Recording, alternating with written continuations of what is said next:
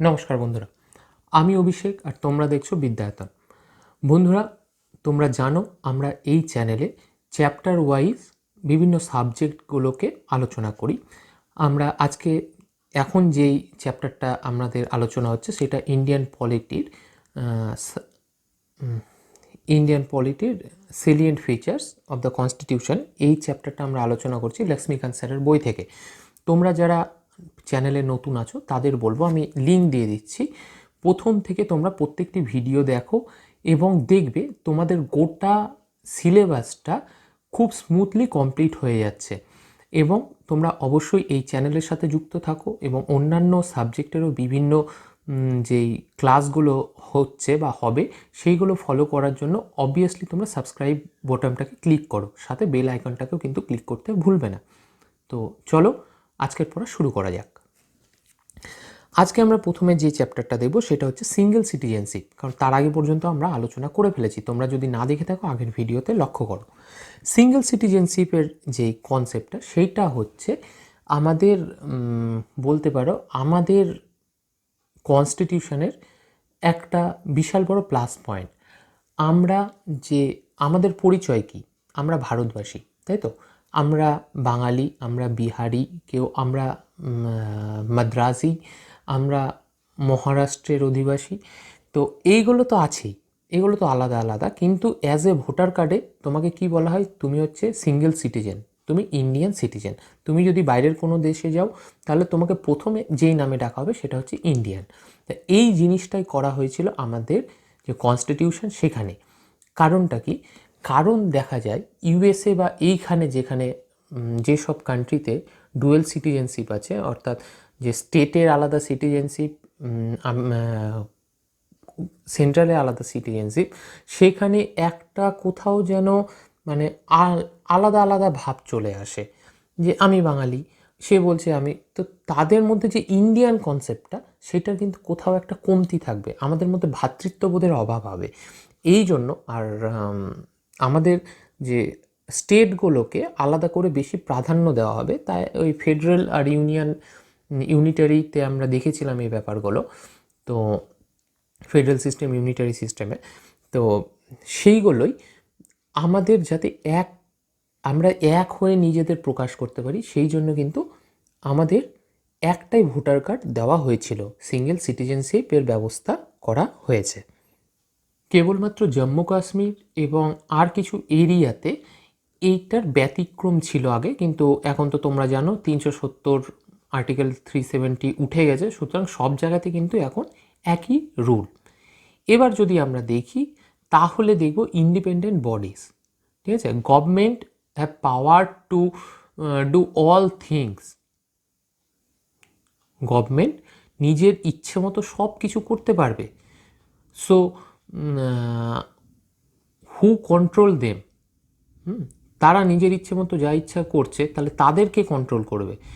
তাদের কন্ট্রোল করার জন্য, তাদের বিভিন্ন কার্যকলাপ দেখার শোনার জন্য তাদের আমরা কিছু ইন্ডিপেন্ডেন্ট বডি তৈরি করেছিলাম। মানে তৈরি করেছিলাম বলতে আমরা বলতে কনস্টিটিউশনের কথা বলছি। কনস্টিটিউশনের মেম্বাররা কিছু ইন্ডিপেন্ডেন্ট বডি তৈরি করেছে।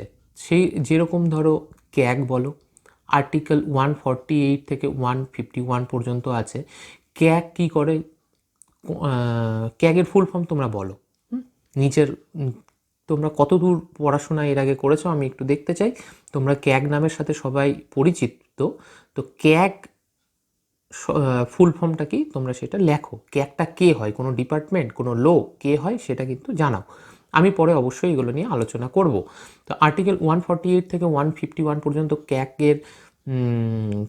ক্যাগের সম্পর্কে বলা হয়েছে। ক্যাগ নিজে একটা পার্সোনাল বডি, এ পার্লামেন্টে তার রিপোর্ট পেশ করে।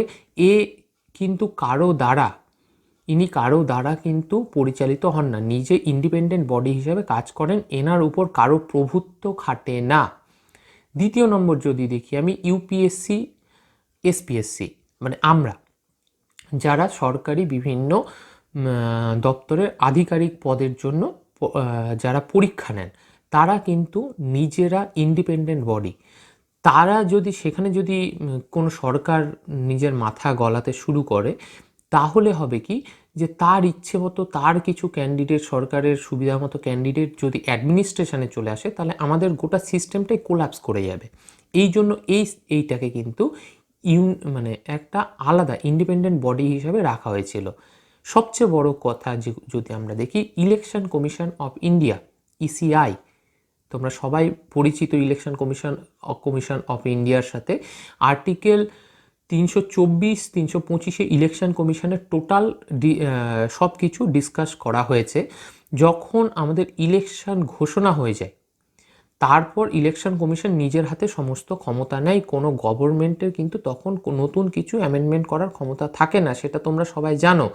কিন্তু এটা মনে রাখবে যে তখন তার যা কার্যাবলী, সেটা কিন্তু আমাদের জুডিশিয়ালও বিচার করতে পারে না। তার হাতে এতটা ক্ষমতা দেওয়ার হয়েছে, তার যদি মনে হয় তার আর্টিকেল, তাকে যে আর্টিকেলে রাখা হয়েছে তার জন্য কোনো নেতা কোনো খারাপ কিছু বলছে, তাহলে সে নির্দ্বিধায় অ্যারেস্ট করতে পারে। তাকে সেই সময় জবাবদিহিও করতে হয় না। এটা কিন্তু খুব পরিষ্কারভাবে মাথায় রাখবা, তাকে এতটা পাওয়ার দেওয়া হয়েছে। এরকম বিভিন্ন ইন্ডিপেন্ডেন্ট বডি মানে তোমার তৈরি করার ফলে আমাদের যে স্ট্রাকচার, সরকারের উপর কিছুটা কন্ট্রোল, সেটা কিন্তু সম্ভব। আর্থিক কেলেঙ্কারি করবে, ক্যাগ আছে। ইলেকশনে কিছু হবে, তার জন্য ইলেকশন কমিশন রয়েছে। অ্যাডমিনিস্ট্রেশনে খারাপ কিছু যাবে, তার জন্য ইউপিএসসি, এসপিএসসি থেকে নিয়োগ করা হচ্ছে, কোনো পার্টির কোনো কেউ নিয়োগ হচ্ছে না। এইভাবে আমাদের সরকারের উপরও, সরকারের কাজকে দেখাশোনার জন্য, সরকারের কাজকে স্বচ্ছভাবে চালানোর জন্য কিন্তু তার উপর বিভিন্ন বলতে পারো তাকে কিছুভাবে বাঁধা হয়েছে, বাইন্ডিং তৈরি করা হয়েছে। এবার যদি আমরা দেখি, তারপরের পয়েন্টে আমরা দেখতে পাচ্ছি এমার্জেন্সি প্রভিন্সেস। এমার্জেন্সি প্রভিন্সেস আমরা আগে আলোচনা করেছিলাম, এটা কেন্দ্রীভূত সরকারের ইউনিটারি যে গভর্নমেন্ট, তার কিন্তু একটা বৈশিষ্ট্য। এমার্জেন্সি প্রভিন্স আমরা যদি দেখি, তাহলে আর্টিকেল 352, 356, 360-তে বলা হয়েছে। 352-তে কি আছে? ন্যাশনাল এমার্জেন্সি, ঠিক আছে। 356-এ আছে স্টেট এমার্জেন্সি। তাই স্টেট এমার্জেন্সি, আমরা সবাই এই জায়গাটায় ভুল করি। স্টেট এমার্জেন্সি বলে কোনো শব্দ হয় জায়গা আলোচনার জন্য। আমরা যখন সাবজেক্টগুলো নিয়ে পড়বো, তখন এই সম্পর্কে অনেকটা করে আলোচনা আমাদের করতে হবে। বন্ধুরা, একটা কথা এখানে তোমাদের ইনফরমেশান দিয়ে রাখি। আমাদের কনস্টিটিউশন যখন তৈরি হচ্ছিল, আর যখন এমার্জেন্সি প্রভিন্সেসগুলো তৈরি হচ্ছিল না, তখন আমাদের যারা রচয়িতা বা কনস্টিটিউশনে কিন্তু মানে খুব একটা ভালো সিচুয়েশান এগুলো নিয়ে তৈরি হয়নি। কারণটা কি? কিছুদিন আগেই আমরা কনস্টিটিউশন তৈরি করছিলাম 46-এ, 47-এ, তার আগে 38, 39-এ একজন লোক এই এমার্জেন্সি প্রভিন্সগুলো ব্যবহার করে বিশ্বের তাণ্ডব বাঁধিয়ে দিয়েছিল। আমরা বলছি, জানো, ঠিকই ধরছো তোমরা, আমরা বলছি হিটলারের কথা। জার্মানিতে এই এমার্জেন্সি প্রভিন্সগুলোকে কাজে লাগিয়েই তিনি জার্মানির টোটাল শক্তিটাকে নিজের দখল করে তারপরে ওয়ার্ল্ড ওয়ার 2 এর সূচনা করেছিল। তাহলে তোমরা এটা ভালো করেই বুঝতে পারছো যে আমরা কিছুদিনের মধ্যেই, ওয়ার্ল্ড ওয়ার 2 এর কিছুদিনের মধ্যেই আমরা যখন এই জিনিসগুলোকে অ্যাডপ্ট করছি, তখন কিন্তু আমাদের মনে কোথাও একটা যেন ভয় ছিল যে আমরা এটা মিসইউজ করব না তো। এটা কিন্তু ভয় ছিল। তা সত্ত্বেও আমাদের কনস্টিটিউশনে এটা রাখা হয়েছিল। আমরা ইন্ডিয়ানরা খুব ভালো, সেই কারণে এটার মিসইউজ হয়নি। যদিও প্রেসিডেন্সিয়াল রুল যে আছে 356, সেটার অনেকবার মিসইউজ হয়েছে। সে পরে দেখব আমরা কিভাবে হয়েছে না হয়েছে, বিভিন্ন কেস স্টাডি যখন করব, বিভিন্ন চ্যাপ্টার ধরে যখন আলোচনা করব এই চ্যাপ্টারে আমরা দেখব। কিন্তু তার আগে এটা মনে রাখবে যে ওই প্রেসিডেন্সিয়াল রুলের কিছু স্টেটের ক্ষেত্রে তো এটা, তো সেইগুলো ছাড়া কিন্তু যেটা ব্রড বেসিসে মিসইউজ কোনো দিন কিন্তু এটা হয়নি, আর আশা করি হবেও না। এবার আমরা যদি লাস্ট দেখে নিই, 3 টায়ার গভর্নমেন্ট। আমাদের গভর্নমেন্ট হচ্ছে কি আছে? ইউনিয়ন আছে, আর লোকালে হচ্ছে স্টেট আছে, একটা হচ্ছে কেন্দ্র, একটা হচ্ছে রাজ্য। তাহলে 3 tier গভর্নমেন্ট কোথায়? তো আমাদের ফর্মুলা বলছে এখানে আমাদের গভর্নমেন্ট 3 tier গভর্নমেন্ট। তো 3 tier গভর্নমেন্টের কোথায়? অনেকে 3 tier ইলেকশন বলতে বুঝি আমরা যে পঞ্চায়েত, গ্রাম পঞ্চায়েত, পঞ্চায়েত সমিতি, জেলা পরিষদ, তাই তো? কিন্তু এই 3 tier আর এই 3 tier কিন্তু আলাদা। এই 3 tier হচ্ছে যেইটা লোকাল, এই তিনটা মিলে একটা জেলা পরিষদ, গ্রাম পঞ্চায়েত, পঞ্চায়েত সমিতি, এই তিনটা মিলে একটা রাজ্য, একটা সেন্ট্রাল একটা। এইটাকে আমরা বলি গান্ধিয়ান গ্রাম স্বরাজ মডেল। ঠিক আছে? পাওয়ার, যেটা পাওয়ার সেটা উপর থেকে নিচ পর্যন্ত মানুষের মধ্যে ডিস্ট্রিবিউট করতে হবে। ঠিক আছে? মানে পলিটিক্যাল পাওয়ারটা তো ডিস্ট্রিবিউট করা হচ্ছে, অ্যাডমিনিস্ট্রেটিভ পাওয়ার যেটা কাজের সুবিধার জন্য সেটা উপর থেকে নিচ পর্যন্ত কিন্তু ডিস্ট্রিবিউট করতে হবে। এই যে ধারণা, এই ধারণাটাকে 3 tier গভর্নমেন্ট থেকে আমরা পাই এবং এইটাকে গান্ধিয়ান গ্রাম স্বরাজ মডেল বলা হয়। এই পরিপ্রেক্ষিতেই 73rd আর 74 যে অ্যামেন্ডমেন্ট হয়েছিল, সে নরসিমহা রাওজির তখন প্রাইম মিনিস্টার ছিলেন সেই সময়, সেই অনুযায়ী কিন্তু আমরা এটাকে ফুলফিল করেছিলাম। এটা অনেক দিন আগে অ্যাডপ্ট করা, কিন্তু সেই সময় 3 tier যে গভর্নমেন্টের প্ল্যানটা সেটা কিন্তু অ্যাডপ্ট করেছিল। 73rd অ্যামেন্ডমেন্টে আমরা পেয়েছি পঞ্চায়েতি রাজ, আর 74তে পেয়েছি আরবান যে ইলেকশন বা এই তোমাদের মিউনিসিপ্যালিটির এই গল্পগুলো, সেগুলো কিন্তু 74th অ্যামেন্ডমেন্টে আমরা পেয়েছি। তাহলে সেইখানে গিয়ে আমাদের কমপ্লিট হয়েছে 3 tier গভর্নমেন্ট। বোঝা গেল? এই চ্যাপ্টারে মোটামুটি এইটুকুই। কিছু ক্রিটিসিজম কিন্তু আমরা পাই, কিছু ক্রিটিসিজম আমরা ইন্ডিয়ার কনস্টিটিউশন সম্পর্কে পাই। আমি আগেও আলোচনা করেছি, আরেকবার করে দিচ্ছি যে প্রথমে বলা হয় যে আমাদের কনস্টিটিউশনটা বড় করা। এতদূর যা আমরা পড়লাম সেখান থেকে শর্ট কথায় যদি আমি কিছু তোমাদের ক্রিটিসিজম আলোচনা করি, তাহলে ক্রিটিসিজমে বলা হয় যে বড় করা।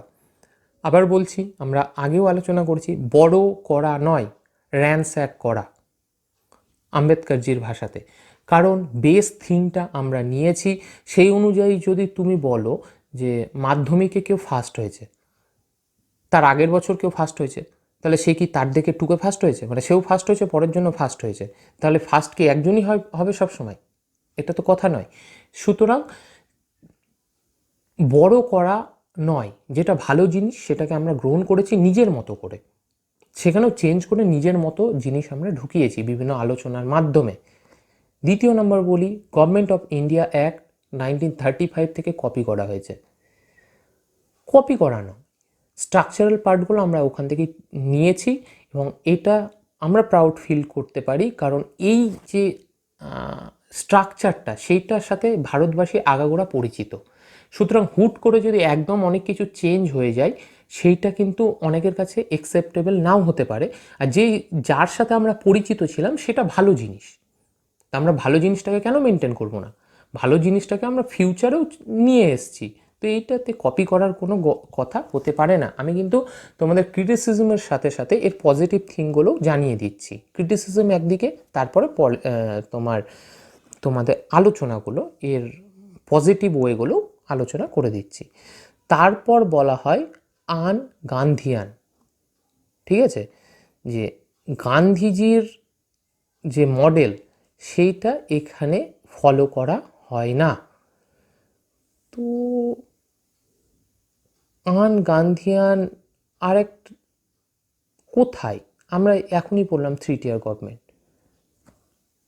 তার মডেলকেই ফলো করা হচ্ছে, তার আদর্শকেই ফলো হচ্ছে। তিনি রিলিজিয়ান, তার যে ভিউ সেটাকে আমরা সারাক্ষণ মেনে চলি, এটা ঠিক না। তারপরে বলা হয় এলিফ্যান্ট ইন সাইজ। হ্যাঁ, এটা কিন্তু ঠিক, সাইজে খুব বড়। তা তোমরা যে লক্ষ্মীকান্তের বইটা পড়ছো সেটা 800 থেকে 900 পেজের বই, তাই বলে কি আমাদের পড়তে হবে না? বড় তো কী হলো, বড় তো ভালো, উল্টো টোটালটা ক্লিয়ারভাবে ডিসকাস করা হয়েছে। বিগ সাইজটা আমরা আলোচনাও করেছিলাম যে জিওগ্রাফিক্যাল বা কনসেপ্ট বলো বা ফেডারেশন স্টেটের দুটো কম্বাইন বলো, বিভিন্ন কারণে বড় হয়েছে, সেটা আমরা অলরেডি আলোচনা করেছি। এখানে বলা হয় যে লয়ার্স প্যারাডাইস। লয়ার্স প্যারাডাইজ মানে যে কনস্টিটিউশন অ্যাসেম্বলিটা ছিল সেখানে প্রচুর পরিমাণ লয়ার ছিল এবং মেন তারা এটাকে তৈরি করেছে, সুতরাং তাদের ভাষা অনুযায়ী এটা তৈরি হওয়ায় এত বড় হয়ে গেছে, ক্লজ সাবক্লজ ঢুকেছে। তো ঠিকই আছে না, ক্লজ সাবক্লজ যদি ঢুকে থাকে তারা যদি এটাকে পেঁচিয়ে মুচড়ে দুমড়ে বিভিন্ন কারণ বের করে যদি তৈরি করে থাকে তাহলে তো খুব ভালো। কারণ তার এই আর্টিকেলগুলোর এগেনস্টে যে কথাগুলো আসবে সেইগুলো অলরেডি তারা ক্লিয়ার করে দিয়েছে, সেই জন্যই তো কিছুটা হিউজ ইন সাইজ হয়েছে। এই কিছু তোমার ড্রব্যাক ছিল বলতে পারো, ক্রিটিসিজম বলতে পারো, তার পজিটিভনেসগুলো আমরা দেখে নিলাম।